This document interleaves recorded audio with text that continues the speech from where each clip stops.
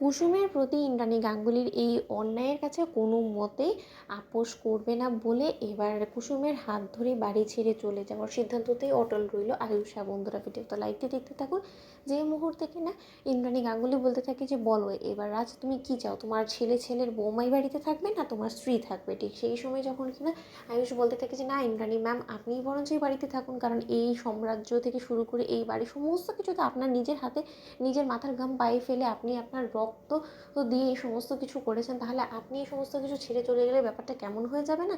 তার থেকে বরঞ্চ আপনি আপনার সুখ সমৃদ্ধি সমস্ত কিছু নিয়ে আপনার পরিবারকে নিয়ে আপনি সুখে ঘর সংসার করুন, এবং আপনি ভাববেন না আপনি যেহেতু আমার দিকে চ্যালেঞ্জ ছড়িয়ে দিয়েছেন যে আমি যেহেতু এবারে কাজের মেয়ে কুসুমকে বিয়ে করেছি তাহলে আমার ভবিষ্যৎ অন্ধকার, তাহলে আমি আপনার চ্যালেঞ্জটা অ্যাকসেপ্ট করলাম এবং আমি আপনাকে ভুল প্রমাণ করে দেখাবো যে আপনি যাকে কিনা ভাবছেন যে আমার জীবনসঙ্গী হলে সে হয়তো বা সব থেকে বেটার হতো এবং আপনার ডিসিশন যেটা আপনি নেন সবসময় সেটাই সবসময় ঠিক।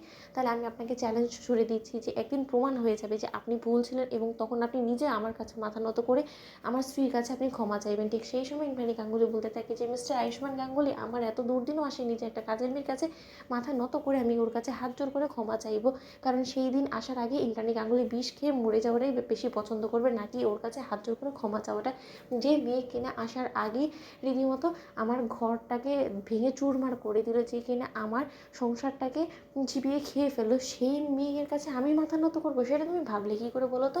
এবং আয়ুষ তোমার মনের মধ্যে একটা নিশ্চয়ই ভয় কাজ করছে যে কাজের মেয়ের হাত ধরে তুমি গাঙ্গুলি বাড়ির চৌকটে পেরোনো মাত্রই তো তোমার পরিচয়টা সম্পূর্ণরূপে ধূলিসাৎ হয়ে যাবে, কেউ আর তোমাকে চিনবে না, কেউ আর তোমার কাছে এসে তোমার ইন্টারভিউ নিতে চাইবে না, সেই সমস্ত কিছুর ভয় পাচ্ছ। তাহলে আমি তোমাকে একটা বড় অ্যামাউন্ট দিয়ে দিই, সেটা দিয়ে না হয় নিজের একটা নতুন স্টার্ট আপ করো। ঠিক সেই সময় আয়ুষ বলতে থাকে যে যখন আমি কাজের মেয়েকে জীবনসঙ্গী করার সিদ্ধান্ত নিয়েছি তখন যেমন আমি অন্য কোনো কিছুর কথা ভাবিনি, ঠিক তেমনি আমি আমার সাম্রাজ্য সমস্ত কিছু আমার স্ত্রীকে নিয়ে নতুন করে গড়ে তুলবো এবং নতুন পরিচয় করব। তাতে করে আমি আশা করব যে আপনার কোনো রকম কোনো ইনভলভমেন্টের আমার অত্যন্ত প্রয়োজন নেই, আমি আশা করি যে আপনি খুশি থাকুন। ঠিক সেই সময় কুসুম ব্যাঘাত কাটিয়ে বলতে থাকে যে না ছোটো সাহেব, না আমি কোনোভাবেই চাই না যে আপনাদের মা ছেলেকে একে অপরের থেকে চিরকালের জন্য দূর করে এই সংসারটাকে ভেঙে চুরমার করে আমি সুখী থাকি, এবং আমি এই সুখ কোনো মতেই চাই না এবং এই সুখ আমার কপালে কোনোভাবেই সহ্য হবে না। ঠিক সেই সময় ইন্দ্রাণী গাঙ্গুলি বলতে থাকে যে একদম না, মিথ্যে নাকি কান্না কেঁদে আমার মন অন্তত তুমি জয় করতে পারবে না কুসুম সরকার, এই চালটা একদমই তুমি চেলো না। এবং তুমি কি মনে করেছো যে তুমি